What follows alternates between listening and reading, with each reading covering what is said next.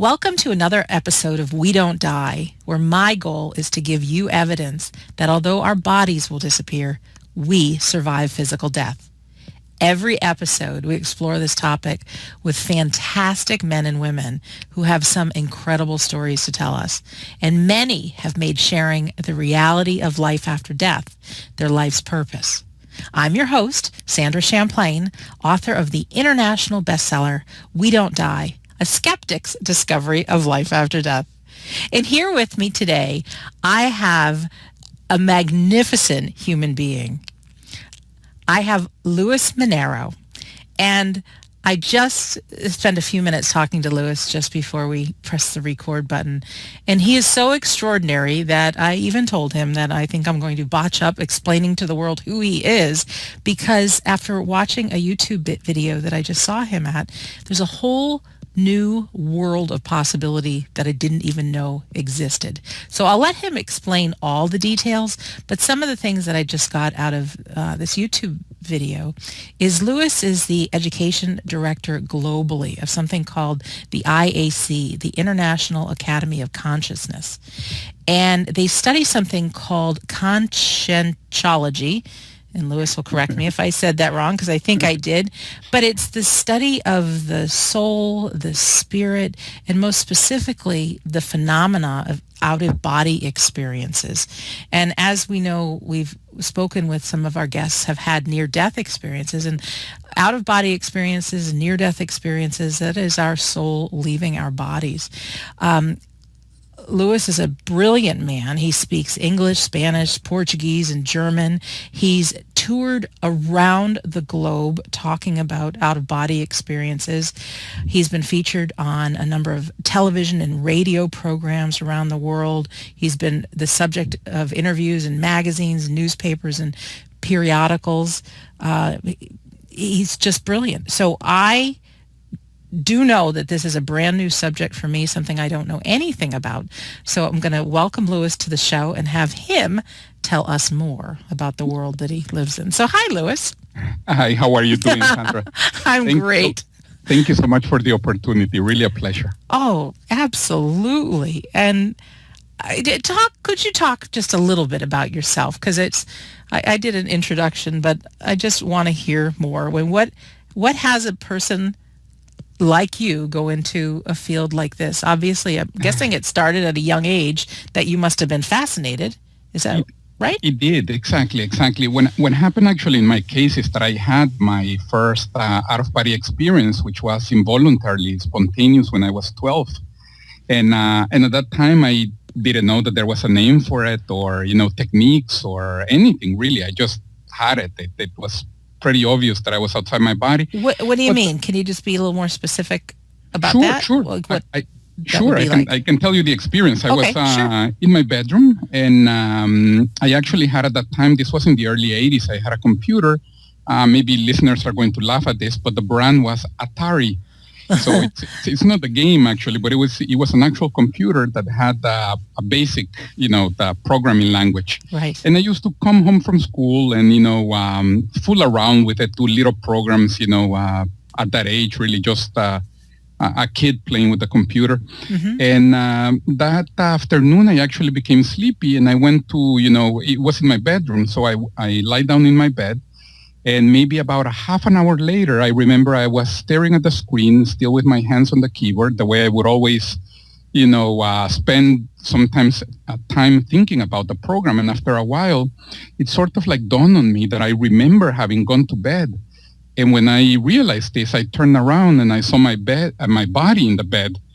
And I immediately went into the body. I was a little surprised, but I woke up and I realized I was out there.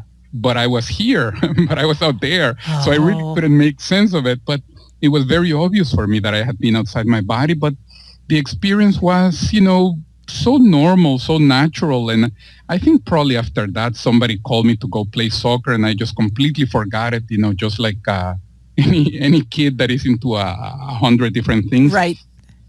But then I kept having them more or less not too often, every 8 months, every year and a half or so. I even remember maybe when I was around 15 or so, 16, even sometimes thinking I I wish I can have that type of like cool dream, I guess. I really didn't even know what to call them. And it wasn't until I was maybe like 16 or 17 that I read the first book on it. And then that author, explained that, he called it astral travel. Mm-hmm. And he had a couple of techniques and everything. And really, since I had them since an early age, even though I studied chemistry, which sometimes people think that it's a little bit contradictory, Right. the scientific mind, with the spiritual experiences, so to speak. But in my perspective, it's not a contradiction at all. The fact that, we can have these experiences and that we can develop these experiences doesn't mean we need to lose our logic, our discernment, our associations of ideas. And actually that even helps outside the body because we keep on being very grounded, very stable, and, always questioning things, being a healthy skeptic. I love that. And even on the YouTube video, don't believe anything, experiment, have your own experiences. You're not out trying to tell anybody what is. It's like you want people to experience it themselves. Exactly. Yeah, because awesome. Yeah. Yeah, even though we do a certain amount of research and we try to provide, more like the conventional data about the out-of-body experiences, what we have seen really is that what helps people the more, especially in the sense of the idea of proof, is that when they have the out-of-body experience, even if the reports or the amount of conventional data hasn't accumulated enough for, the scientific community to conclude that, the out-of-body experiences are real, for the person, it's already real. The person doesn't need to wait, 10 or 20 years, for that consensus to be arrived at. So we see the benefits that come to them, by having an out-of-body experience. Yes. Every person I've spoken to who's had a near-death experience or has been with a loved one at the moment of death, and sometimes the loved ones can actually see through the veil, and they're so awesome that they leave the person living a different kind of life. So that's what it sounds like is, when people have the out-of-body experience, it's like they wake up to some new reality, and then they don't have to wait for the consensus to come 20 years later that, oh yeah, that's true. And it causes them to have a different kind of life. So the title of this show, Luis, is We Don't Die. So coming from your analytical background and out-of-body experiences, how would you describe your thoughts about life after death and that we don't die? Do you have thoughts on that?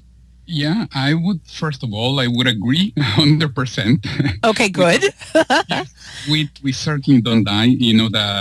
Meaning the physical body certainly is deactivated. Yes. With it goes away. The physical body is like like a machine, like a vehicle, like a car after so many miles, and there aren't enough spare parts, I guess, to put in there. That the vehicle gets tired and it passes away. But we, us, the essence, the soul, the spirit, or the consciousness, as we call it, we keep on living. We keep on having experiences. We can, just like in near-death experiences, we can meet deceased relatives. We can encounter other spiritual beings, and we are back in these astral or spiritual planes or dimensions from where we came from, in essence.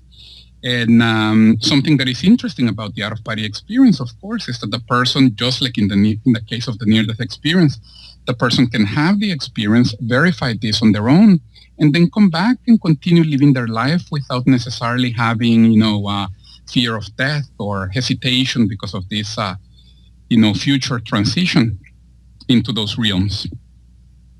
Wow. I'm at a loss for words. I don't know what to ask you next. So keep talking if you would. Okay. Yeah, I really am, because you've cracked the door open on a new world. And even though I know about near-death experiences, and I want to share something, because you're talking about out-of-body experiences. And throughout my life, it's only happened maybe a dozen times, but there have been moments that I am in my bed and I am awake and I am clear about that, but I feel like I'm at the point just before sleep, and I have had experiences that are as real to me as when I'm wide awake. I can feel with every sense. But there's Hmm. things like flying above the ocean or above the mountains, or so I don't know if I'm a bird or not, but or I've been driving in a car, but it is as real to me as what I feel right now. It's not a dream, because I can smell, I can Right. feel the wind. I mean, it is so real. And then what normally has happened is that it scares me, and then all of a sudden I open my eyes like, oh, what was that? Because if I try to stay there, it's something like my conscious mind has kicked in, and then that knocks me out of it. So I don't know if that is an out-of-body experience. I would kind of think so, but it's It sounds like it. I mean, it would be very difficult for me to 100% sure. conclude that it is, but it sounds like it by your description, because when we are in an out of body experience, we feel as aware, as conscious as the waking condition, as the right Yes. now. Even sometimes, in our classes to our students, I sort of like joking, but also trying to put this question out to them for them to see the difference. I tell them at this moment, for example, that you're listening to our class, or even to our listeners at this moment, whenever they listen to this conversation here between us, they can think, am I dreaming this show that I am hearing, or am I Right. awake of it? And of course, I'm sure nobody's going to need to pinch themselves. They all know that they are awake and aware.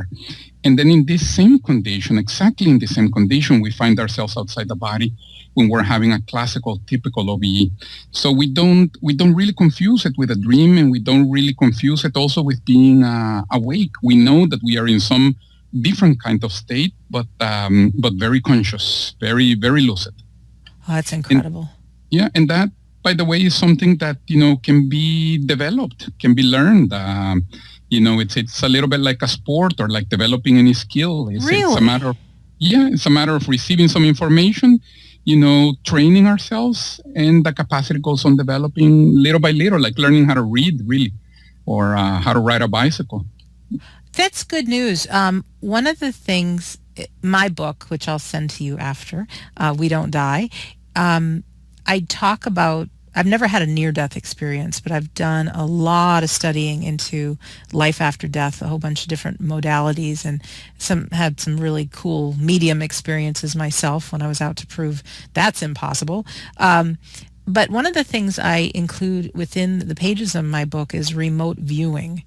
And that, for anyone who's listening who doesn't Right. never heard that phrase, is kind of an ESP technique. It's seeing something that you're seeing with your mind and not with your eyes. I mean, you could have a friend in Australia and tell what's on their kitchen table, that sort of thing. And Louis, the reason I include it in my book and actually give people some simple instructions to remote view is that when you have an experience like that, when you know something that you shouldn't be able to know consciously, it is one of those things where people say, and I even say, if I'm able to do that, what else is possible? I can't be just my body. And by you talking about being able to teach out of body experiences, and that people can practice it and get better, it almost seems to me that one doesn't have to have a near-death experience. If one has an experience, an out-of-body experience, it might be a wake-up call that something else is possible. And I think when that happens, it's very easy to believe that life after death is real, that their loved ones are still around, that our life is for a purpose and we go on. Yes, yes, absolutely. And we obviously also try to study as much as we can, or to gather as much information as we can of the near-death experience. But I sometimes also sort of joke with the students in the class, and I tell them, I promise we won't try any near-death experiences. We'll only try the out-of-body experiences that are a little bit easier to control, and, let's say, a little bit safer. Sure. When I was watching the video on YouTube, I thought it was going to be real clinical and everything. And then you make a few jokes, and I thought, oh, I like this guy. Because it can be a heavy subject or something that we don't really understand, but you put it into regular language, and you're very real and very caring. So how would someone, obviously we can go to the IAC website, but I want to learn more of out-of-body experience. How can we learn more? Is it something we need to go away to take a course in? Is it something we can get a book on? Yes, definitely. There are books. I certainly have my book, Demystifying the Out-of-Body Experience that, people can purchase, Amazon, anywhere really. Mm-hmm. The IC, we also give classes, all over the world, really. I'm here in California, so we give classes in Los Angeles, in the Bay Area, but also on the East Coast, in New York, in Florida, London, Australia, really, Germany, Spain. Wow. So certainly people can contact us, and we also give online classes where, really? We are able to get to more people. For example, Sure. people in cities where, they're not that close to an IC center. And what we do is we, of course, give them all the instructions, and we leave sort of like a lot of the techniques and the exercises as homework. And then the following day, we are, asking them how did it go and trying to give them instructions and ideas on how to improve. And we go on like that, so that they're able to, again, to develop their own abilities. In that phrase, of course, don't believe in anything, experiment, Mm-hmm. have your own experiences. One of the biggest intentions, I guess, behind that phrase is that what we're trying is so that they develop their own experiences, so that they don't really have to believe in anything, not even in us, but so that they can really have their own direct observations and see, these realities that we are such a part of, really. Yeah, I think within even religion, whatever it is that we're interested in, once we can find our own beliefs, it's like then we can have our own faith in something. And so to give people that experience, their own personal experience, they know what to believe in. 20 years ago, if you were to tell me that I'd be studying life after death and have a book on it, Luis, I would say there's no way ever. I'm not interested in that. I don't believe in that. That's not my thing. I think people are crazy that talk about that. And that was the Sandra 20 years ago. And now the fact that I've had these experiences, my whole life has changed. My whole reason for being has changed. My urge to make a difference my life has gotten better, and my urge to help my fellow man has been there, and it's been a whole heck of a lot more fun as well. Yes. How? Go ahead. I was just going to second that, because for us, certainly there's the research aspect, the scientific aspect, all the things that we need to do in society, to subsist. But on our opinion, one of the best application uses of any capacity is precisely this, to help. To help others, to improve their life. And, this is really why we do it. We, at the IAC, we're all volunteers. So we do this because we see the benefit that comes, to people, when they learn this or when they access this information. Have you seen people's lives change because they've discovered out-of-body experiences and near-death experiences? Yes, I certainly have. And also, some people, of course, their lives change quite a bit and they didn't know too much about it before. Other people, sometimes they have had experiences that they are not able to understand. And, when they come, they obviously now they can understand them and they can produce them a little bit more. So it helps them also, with many things. Like, for example, again, even the main topic here, overcoming the fear of death, Right. Also encountering relatives that have already passed away, understanding better what was their initial intention for coming into this physical life, meaning what was it that they had planned for themselves, their life mission, their life purpose. And that as well gives a lot of sense and meaning to their activities here in the daily life. Can you talk a little bit more about both of those? I mean, we have, myself included, and our listeners, many of us have experienced severe loss of a loved one, And with the near-death experience studies that you've done, do you Hmm. find that many people do see their loved ones when they've had a near-death experience? I've talked to both kinds of people. Some people see are out in the universe, some just see colors, some just see darkness. And Right, right. are there those that do experience their loved ones? Yes, yes, absolutely. So they are both kinds. The kind that certainly the experience is a little bit more abstract, maybe I could say, Mm-hmm. and the other ones where they actually, they find they're met by a group of people. Some of them they don't recognize, but among those there are some relatives that have already passed away, and who communicate different things to them, give them different messages. Et cetera, et cetera. So yes, we certainly have seen cases like that, and with the out of body experiences as well. You can be Oh, outside the body and you can find certain relatives of yours that have already passed away. That really? certainly, yes, that That's certainly has happened to me. So so yes, and I'm not alone here. Several of my colleagues, students, and different people have already had experiences with relatives, that had already passed away. that is phenomenal. One of the things that we say that maybe might go along very well with this, Mm-hmm. with the purpose of this show is, we realize with all these different types of experiences and studies that we really don't lose anybody.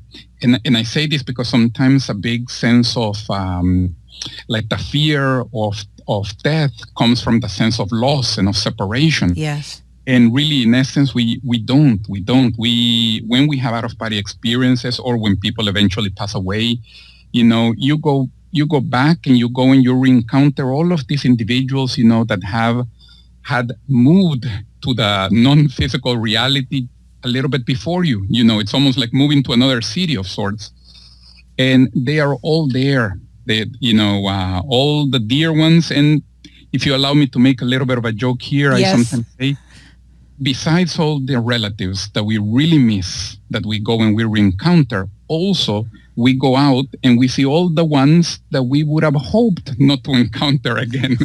so Oh, that so that cousin, that we really didn't want to invite to the Christmas party, he's also there. So everybody is there. I, If everybody. I'm of the hope that some people get a little bit wiser when they cross over, and I know we retain our personalities, but I'd like to think the mean cousin is kind of a little bit nicer. Yes. But what you mentioned is correct. We do retain our personality. We are, we are us. We are ourselves, and we find our relatives, and we realize they are also themselves, of course. So we certainly, that's one of the main reasons why people do, or want to learn, the OBEs, because of the encountering of loved ones. And even with the idea of the verification, something interesting about the out of body experiences, you can leave the body and you can see something, like in cases of near-death experiences, you can see something happening in the physical reality Hmm. that when you come back, you can confirm it. And of course, it's not a scientific study that can be replicated, but for the person, it's already, enough. Can you give an example of that? Sure. And actually, let me even say, another thing is, you can have an out-of-body experience where you leave the body and a friend of yours also leave the body, and then you have a joint experience. And now you come back, both of you, to your body, and you both remember, and that takes away the subjectivity Sure from does. the experience, because now you can both, compare notes, so to speak. But the other kind is, you can leave the body and you can go, for example, see a relative of yours that is alive right now. So you can go see, your mother that is there in the kitchen washing the dishes, with her overall of duckies and bunnies. I don't know. I'm just trying to give a very detailed example, because when you come back, you can call her and you can ask her, look, were you just washing the dishes with your overall like this and that? And she's going to confirm it. So you can certainly confirm it if you need to.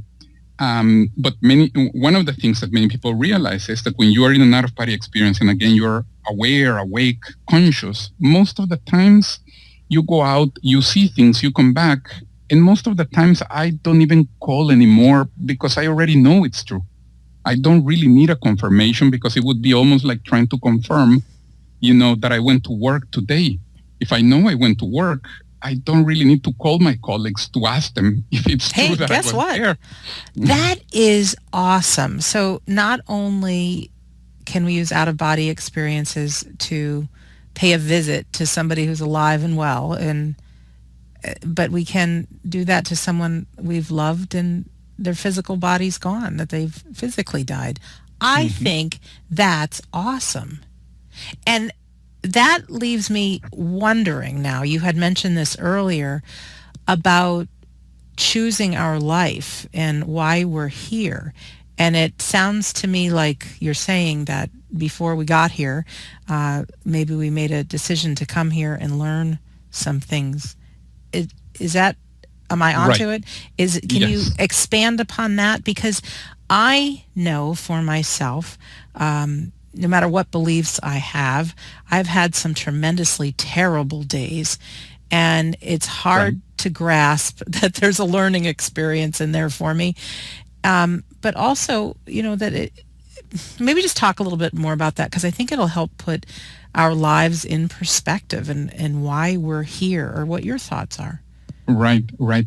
And what we see is that it implies different things for different people. But just like in the case of, individuals that have near-death experiences, that they, pass away, and many times they're having this conversation with this being that I'm just generally speaking going to call him the spirit guide.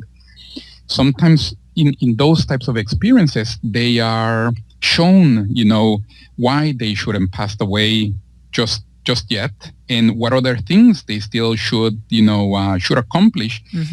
And these are not things necessarily that, the spirit guide is asking them to do, but really the spirit guide is just showing them what were their initial intentions, their initial tasks or projects that they wanted to accomplish by coming into the physical life, and that, obviously they had forgotten, or they had gone, into a different trajectory.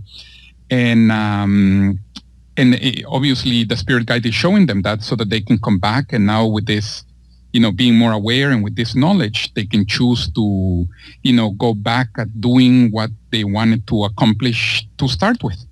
And, using the out-of-body experience, something that we see is that there is certain places, let me call them a range of dimensions for now, where we observe that there are people who, before coming into the physical life, they are also planning their main tasks and their main projects and realizations and lessons in the case of some individuals. And of course, we start to wonder, or we can gather information outside the body also about what was our intention. What was it that or the reason why we wanted to come into this physical life and go through the human experience? What was it that we wanted to accomplish? Do you have your own answer for that, for yourself?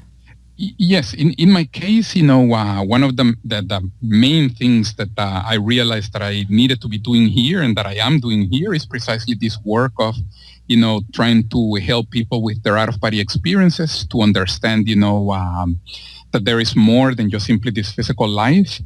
And, I dedicate a lot of time to this. And like I was saying, I'm a volunteer. We're all volunteers actually at the IAC, but we do it with a lot of pleasure. We see the effects on people, how much their life changes simply because they are able to understand, certain concepts better, and also because they're able to develop their own abilities. They are able to have their own direct observations.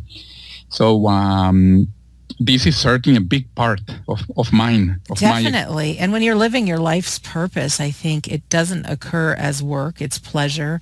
Anytime you make a difference with another human being and see someone's eyes light up, or let them have an experience that they've never had, I mean, that's incredible amount of pleasure. Yes. So that's, Go ahead. And I'm sure, Sandra, that with your show here, a lot of the listeners, as they listen to you and listen to you interview different individuals, I'm sure they have probably the same reaction, that they start to understand much better, that their life. They start to realize, that their experiences, if, maybe they haven't understood them so far, but by listening to different interviewers, they start to realize, oh, okay, so I'm not alone. They also had the same experience that I did. That's a big And thing, that Luis. helps. When Yeah. I first wanted to write this book, I talked to a publisher. I thought they were going to think I was crazy. I mean, I really had it that no one wanted to hear my story, that people would think I'm crazy, that I was completely alone. There was so much fear. And then when I started telling people, since somebody would say, oh, I had a near-death experience, or this happened to me, or my mother came to me in a dream, or, those kind of things. And once I opened my mouth sharing about it, suddenly other people who have had experiences felt like, well, gee, if Sandra's talking about this, I can tell her my story. So I think it's just an element of fear that many of us have as human beings. It's part of being human to think we're alone, to think we're separate. But there's so much of this that other people have experienced. And it gives me a great deal of pleasure to know that out-of-body experiences are something that not only people share, but it can be learned. You don't have to be in a car accident. You don't have to have your last few breaths of life and be resuscitated to have one of these experiences. It's tremendous. Let me ask you something else about fear, because I know fear is something I wake up with most days, and there's things I don't want to do. Has your research, has your experience, has everything you've learned about out-of-body experiences, has it helped you any way or others deal with fear and being able to be courageous? Because I've got this instinct that when we're not afraid of dying, we won't Right. be afraid of living. Right. And you're right. Yes. In my case, really, I don't know if there has been such a difference just because I started having them so young. Really, Right. at this moment, I cannot imagine myself without them. So it was never really, it really never came through my mind, the idea of the fear of death. But what I see, for example, from even colleagues or, other people that I've interacted with is that, yes, it helps them tremendously to overcome the fear of death. And, also sometimes we have certain insecurities or little phobias or certain fears, again, some of them not so little, that originate from this basic fear, which is the fear of death and the fear of dying. And of course, when people lose the fear of death and the fear of dying, all of these other things have no reason for existing, and they also drop. And the end result is you end up with a person who is much more open and grounded and stable. And you mentioned they're courageous. I would even add an adjective there. I would say especially morally courageous. They are able to say things to other people, even though they might be difficult, if they realize that they are constructive, where sometimes, you are, otherwise you are hesitating, you don't want to do it. Exactly. So we see that. We see that people are much more transparent, honest, confident, and all of that really, it's very beneficial for individuals for the rest of their life, and very hard to measure, because Oh, sure. how do you measure, authenticity in a person? It's difficult. We feel it somehow, but there isn't like a ruler, like 3 feet of authenticity versus 1 mile. But the person realizes, even the person itself, they realize and they say, I am much more confident now than before. I am much more authentic now than before. I am much more grounded now than before. And that obviously it's great to see for their life. It is. And I think there's also a level, if you know who you are, and we might not have all the answers, but if we do know that we're this spiritual being here on earth and that our life is for a purpose and we've picked it, and that we can't ultimately die, I think some of the little stuff is no longer running our lives. We're no longer thinking of, we're not maybe complaining so much because we know we're in the driver's seat of our life. We're responsible. Our relationships can be better because we can see the machinery in other people. We can see maybe their humanness. And I think that, like you, like me, there's this element of being able to tap into what's really in our heart, and then pursue that and make a difference with other people. I talked to one lady who's an inventor that she got out of having her near-death experience. She's now super creative. Once you get to that level of authenticity and vulnerability, and you know who you are, I think you can accomplish some great things. Yes. People definitely become more effective, in their life from that point onwards, as they have already left behind, the fear of death and the fear of dying. And that fear is a little funny in the sense that when we are younger, we obviously don't think too much about it because statistically it's further away, right? It's a reality that is much further away. But as the decades start to pile up, and that reality starts to come closer, sometimes we still don't talk about it, but we start to spend a lot more time, and a lot of our mental space is dedicated to trying to make sense of the fact that us, as we know ourselves, or as we know ourselves in the physical reality, we're going to cease to exist.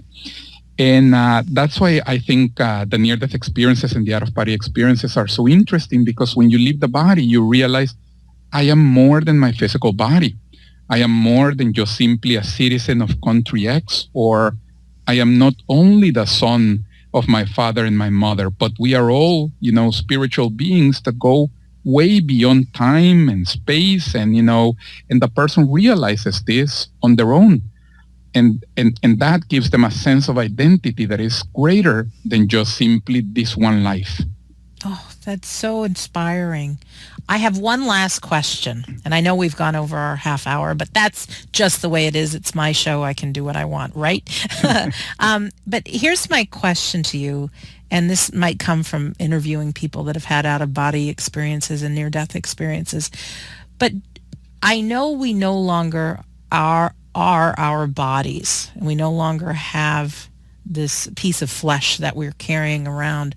But do we still have the five senses? Do we still, is there tasting is in an out-of-body experience, or smelling or hearing and things like that? Or is it more of a mental ability? I had made a comment in my book, and got all kinds of people hot and bothered about it. I say there's no chocolate in heaven.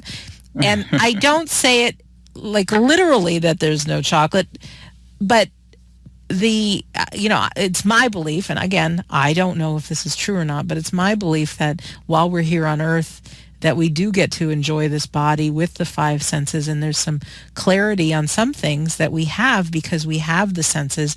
So to have a piece of chocolate on my tongue here on the physical plane, in this, my own opinion, I think would be different than like imagining a piece of chocolate on my tongue. And do you, from people you've interviewed or info that you've gathered, have any sense of, do we retain a physical body in the hereafter or in an out-of-body experience? The senses of the physical body, right? Right. I would say, well, first of all, let me say I haven't seen any chocolate out there. And probably that is the problem, that I haven't seen it out there.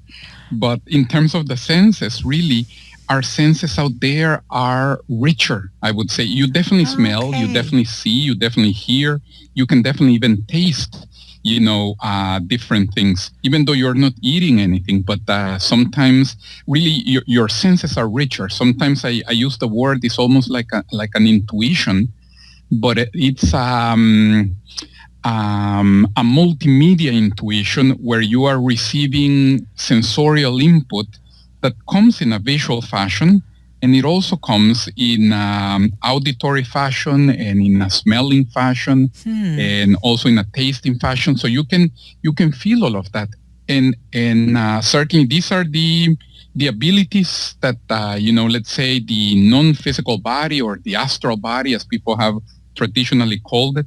These are the abilities that that body has. It can really sense everything, and even in a much richer fashion. Now, I'm glad you're mentioning this because I got not just about the chocolate, but somebody wrote to me that lost their son and said, "Do you mean I can't hug them when I get to heaven?" And and to be honest with you, Luis, I didn't write in the book about that to say that we don't have any senses when we cross over. It was more so while we're on earth, live in the present moment, enjoy the sunrise, listen to the music, enjoy that chocolate on your tongue. That we spend so much time in our own heads and thinking that we miss reality. So it kind of backfired on me, but what were you going to say? You were going to say something along those lines.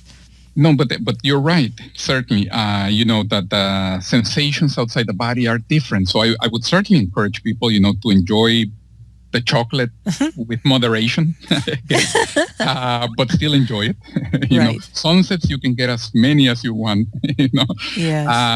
But so the senses are different, just simply outside the body. You have different possibilities. So it's good to enjoy the things that are, that we are experiencing here in the physical reality. Outside the body, we can experience even more richer things, but they are different. They are certainly different. The idea that I was going to mention just a moment ago is that these abilities of the astral body to hear, to see, to smell are actually what, while we are inside the body, gives rise to these abilities like clairvoyance. Even remote viewing is actually the normal ability in which the astral body sees. Because when we are outside the body, we can displace our sight to see our friend in Australia and come back. It's just that outside the body is very easy.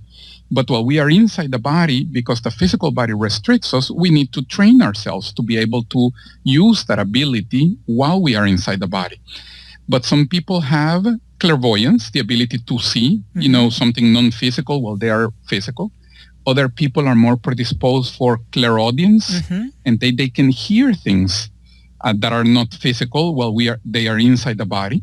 Some people have clairgustance, and they can taste things that are more non-physical. Some people have clairolfactance, and they smell smells that are non-physical smells. So really, these are all the abilities of the astral body that, again, once we are outside the body, is like, I don't know if I can say uncaged. Yes. It's out of the physical envelope, let's put it this way, so as not to call it a cage. But it's, and then, it can express its senses, more fully, the astral body. So we do have senses. They're very richer, but they're different from they behave differently than the physical reality, or than the physical senses. So I would certainly agree with you and encourage people to enjoy, the physical life. Definitely. But it's nice to hear that there's still going to be a rich sense of experience. Yes. And just to, something that you mentioned there that might be interesting to add, for the lady that was asking you if she can hug her son, she can. When we are outside the body, the astral body can go through any physical thing. So really, we can go through walls, even like people who are in near-death experiences, they describe it, that they go through the roof as if it was nothing, and it's exactly the same thing outside the body. But even though you go across or through anything that is more physical, or anything from the physical reality, you don't go through yourself. So with one of your hands, you can touch, for example, and you can grab your other hand and your other arm, and you can inspect it, and you realize that there is something there, like a substance, like a mass. It's obviously a different body than the physical one, but you realize that you can, that you're there. And by the same token, when you find somebody outside the body, if you are at the same level, let me say at the same frequency, if you're like in phase, you can touch them and you can hug them and you can shake their hands and, give them a very warm hug. So it's absolutely possible. So I don't know if she will be listening to this show, but There's plenty of moms that have lost their children listening. I yes, guarantee you that. And it makes me happy that I get to hug my dad and my grandmother again. exactly. What I know I said that was my last question, but it's not. What's this one might be. What's the point, do you think, of being here on Earth, having a body, coming here, having these experiences if we're really some greater creature? Yes, in a very general sense and maybe a little bit high-end philosophical It's sense, okay.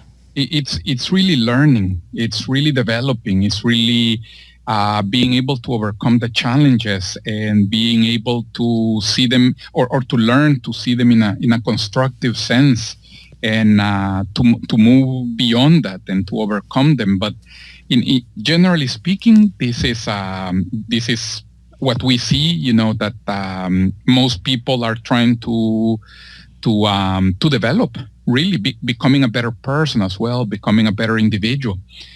That as well, it's a very, very big key component of that. And what we see is that most people, they develop, they evolve. This that sometimes people like to call popularly of spiritual development or inner growth. We certainly learn a lot in school, in formal education. But I would say what helps people the most to develop personally in the sense of inner growth is really life experience. Yes, I agree. And not so much, the titles or the PhDs and, all of this that, of course, physical society values a lot. Rightfully so, I would say.